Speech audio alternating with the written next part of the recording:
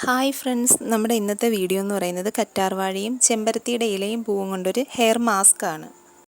നിങ്ങൾ ഈ മാസ്ക് ഉപയോഗിക്കുമ്പോൾ പ്യുവറായിട്ടുള്ള കറ്റാർവാഴ തന്നെ മാക്സിമം ഉപയോഗിക്കാൻ ശ്രമിക്കുക കേട്ടോ. ഞാൻ ഈ മാസ്ക് ചെയ്യാൻ വേണ്ടി നേരത്തെ തന്നെ കറ്റാർവാഴ വെട്ടി വെച്ചിരുന്നായിരുന്നു കേട്ടോ. അതായത് ഇതിൽ നിന്നൊരു യെല്ലോ കളറിലെ ദ്രാവകം വരും, അപ്പം അത് പോകാൻ വേണ്ടി നേരത്തെ തന്നെ വെട്ടി വെച്ചിരുന്നു. പിന്നെ ചെമ്പരത്തിയുടെ ഇലയും ചെമ്പരത്തിയുടെ പൂവും ഒരു ചെറിയ തണ്ട് കറിവേപ്പിലയും കൊണ്ട് എടുത്തിട്ടുണ്ട്. കറ്റാർവാഴയുടെ സൈഡിലത്തെ ആ ഒരു മുള്ളു പോലത്തെ ഒരു സംഭവം ഉണ്ടല്ലോ, അത് അരിഞ്ഞു കളഞ്ഞിട്ട് നമുക്കതിൽ നിന്നും ജെല്ല് മാത്രം, എന്നിട്ട് നമുക്ക് ഈ ഒരു ജെല്ലും ചെമ്പരത്തിയുടെ ഇലയും പൂവും ആ ഒരു ചെറിയ തണ്ട് കറിവേപ്പിലയും കൊണ്ടിട്ട് മിക്സിയുടെ ജാറിലിട്ട് നല്ലതുപോലെ അരച്ചെടുക്കുക.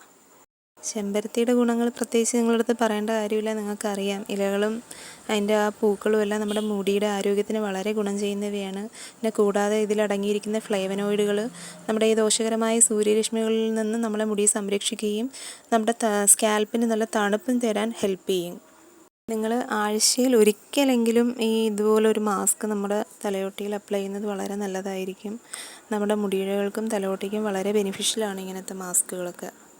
ആദ്യം തന്നെ നമ്മൾ ഏത് എണ്ണയാണോ തേക്കുന്നത് അതെടുത്ത് നല്ലതുപോലെ തലയിൽ മസാജ് ചെയ്തതിന് ഒരു 10 മിനിറ്റ് ശേഷം മാത്രമേ ഇത് ചെയ്യുക കേട്ടോ. ഞാൻ വെറും പച്ച വെളിച്ചെണ്ണ തേക്കുന്നത്, അത് തേച്ചിട്ടാണ് ഞാൻ ഈ മാസ്ക് ഇട്ട് കൊടുക്കുന്നത്. പിന്നെ നിങ്ങൾ എങ്ങനെയാണോ ഇടുന്നത് മാസ്ക് ഇടുന്നത് നിങ്ങളുടേതായ രീതിക്ക് തന്നെ ഇട്ട് പോവുക കേട്ടോ. പിന്നെ ഇത് ഒരുപോലെ തന്നെ നമ്മുടെ സ്കാൽപ്പിലും മുടിയിലും അപ്ലൈ ചെയ്യണം.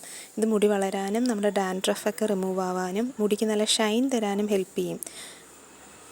അരമണിക്കൂറിന് ശേഷം നമ്മുടെ നോർമൽ വാട്ടറിൽ വാഷ് ചെയ്ത് കളയുക. ഞാൻ ഇനി ഒരു ഫോട്ടോ ഇവിടെ കൊടുത്തേക്കാവേ അതിന് ശേഷമുള്ളത്.